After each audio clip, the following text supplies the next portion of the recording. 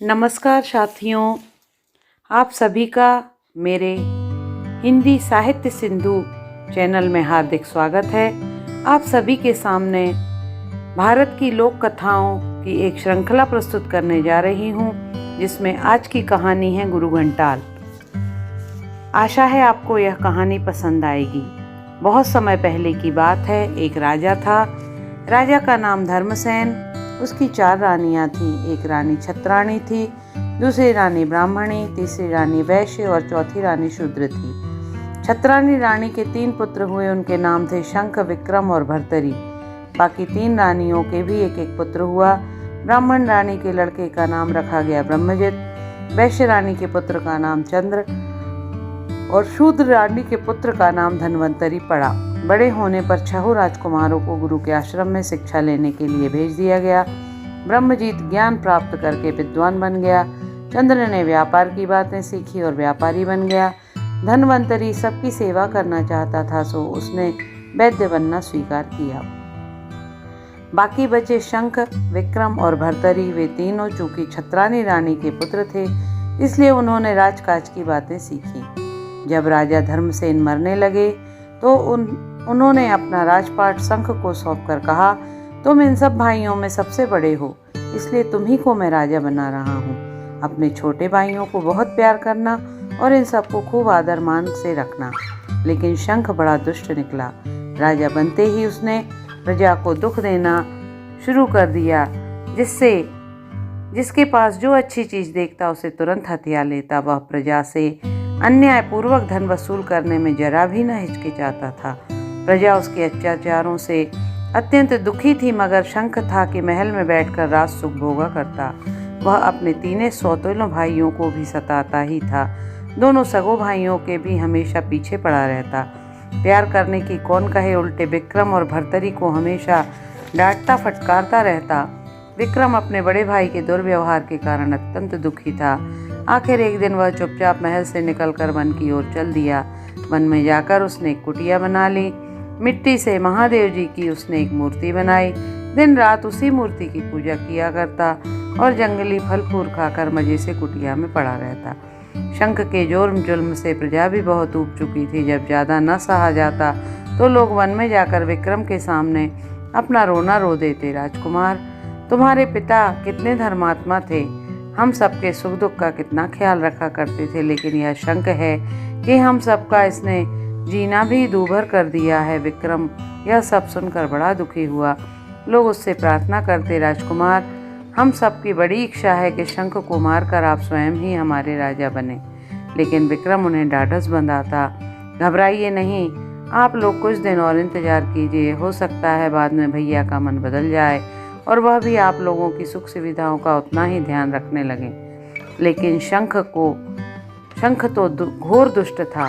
उसने जब सुना कि प्रजा विक्रम से मिलने के लिए वन में चली जाया करती है तो वह डर गया।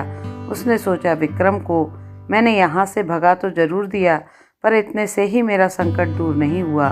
क्या पता उसके मन में राज्य की लालसा कभी जाग उठे और मुझ पर चढ़ाई करके वह मुझसे यह राज्य छीन ले। इस संकट से बचने का तो अब केवल एक ही उपाय है, किसी तरह विक्रम को मैं जान से मरवा डालूं। फिर न विक्रम रहेगा, न उसका कोई डर ही मुझे सताएगा। तब मैं निर्भय होकर राज्य करूंगा। आखिर उसने विक्रम को जान से मारने की ठान ली। विक्रम चूंकि बहुत ही वीर था, इसलिए उसे मारने के लिए उसका कोई भी सिपाही तैयार ना हुआ। तब शंख ने उसे छल से मारने की सोची। शंख दूसरों पर जादू टोने करना भी जानता था। उसने मंत्र पढ़कर महल के दरवाजे पर कोयले से 7 लकीरें खींच दी। अब जो भी भीतर आएगा उसे जादू की लकीरें लांघनी पड़ेंगी और जादू की लकीर लांघने वाला तुरंत पागल हो जाएगा। इसके बाद शंख ने एक थाल में खीरा मंगवाया। खीरे के पास ही उसने एक चाकू भी रख दिया। फिर उसने खीरे और चाकू पर भी वह जादू कर दिया। अब जो कोई भी चाकू उठाकर खीरा काटेगा तो खीरा कटने के साथ ही जादू के बल से उसका सिर भी कट जाएगा। सारी तैयारियां करके शंख ने अपने मंत्री को बुलाया। उसे पूरी बात समझाकर शंख से कहा, अब तुम जाकर जंगल में से किसी तरह विक्रम को बुला लाओ। उससे कहना, राजा अपनी भूल पर सचमुच बहुत पछता रहे हैं। अब वह मन से भी यही चाहते हैं कि आगे से तुम महल में ही रहा करो। शंख ने सोचा, विक्रम भोला भाला तो है ही, मेरी बुलवाने पर तुरंत चला आएगा। भीतर घुसते समय वह जादू की लकीरें तो लांघेगा ही, बस उसी समय वह पागल हो जाएगा। फिर अंदर आ जाने पर मैं बड़े प्यार से उसे खीरा खाने के लिए कहूँगा। विक्रम क्योंकि पागल हो चुका होगा इसलिए मेरी चाल को समझ नहीं पाएगा। मेरे कहते ही वह खीरा काटेगा और ज्यों ही खीरा कटेगा त्यों ही विक्रम का सिर धड़ से अलग हो जाएगा।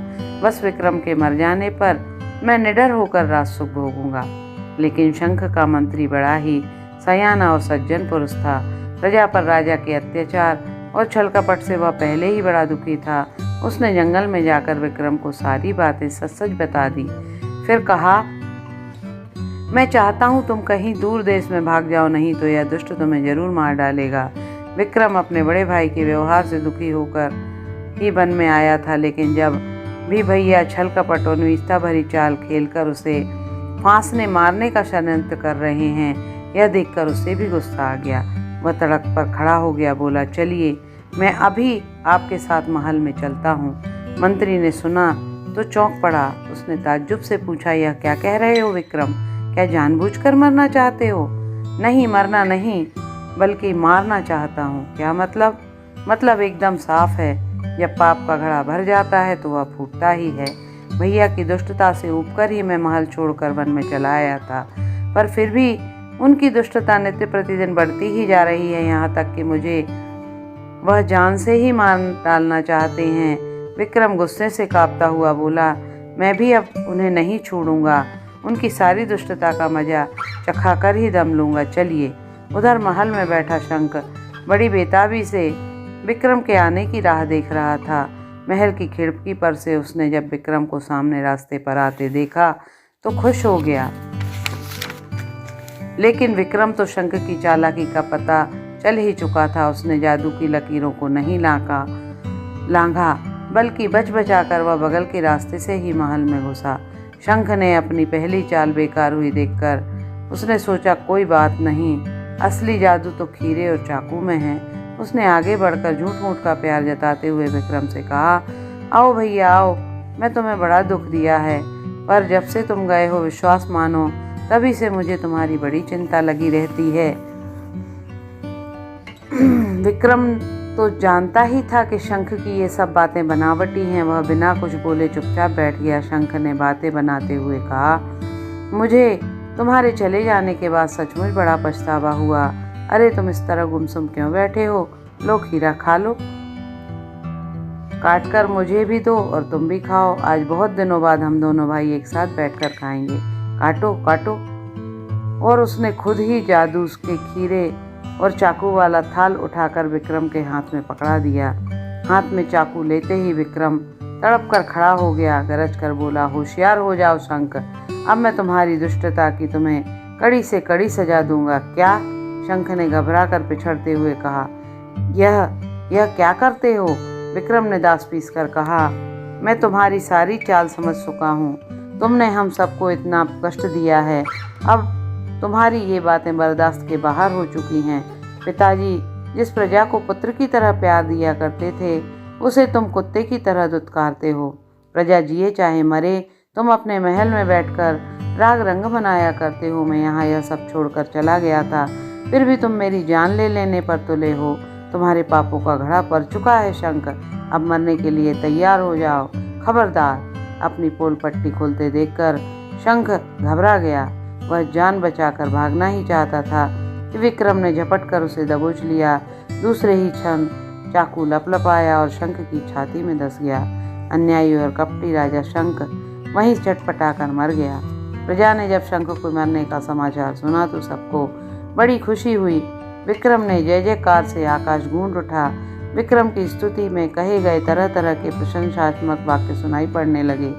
अन्यायी राजा को मारकर विक्रम ने प्रजा को दुख से छुटकारा दिलाया है। विक्रम सचमुच विक्रम है, वीर है। वीरता में विक्रम सूर्य की तरह तेजस्वी है। हाँ, विक्रम तो विक्रम यानी वीरता का सूर्य है। विक्रम का आदित्य यानी सूर्य है। हाँ, यह विक्रमादित्य है। विक्रमादित्य की जय, विक्रमादित्य की जय। और तब प्रजा के अनुरोध पर विक्रमादित्य ने राजा का पद स्वीकार करके राजकार्य संभाला। उसने अपने छोटे भाई को सेनापति बनाया। सौतेली भाइयों को भी बहुत प्यार करता था। ब्रह्मजित को उसने मंत्री का पद दिया। चंद्र को नगर सेठ और धन्वंतरी को राजवैद्य की पदवी देकर सम्मानित किया। राजा विक्रमादित्य के राज्य में प्रजा बहुत सुखी हुई, क्योंकि विक्रमादित्य प्रजा को पुत्र की तरह मानता था और उसके सुख दुख का हमेशा ख्याल रखता था।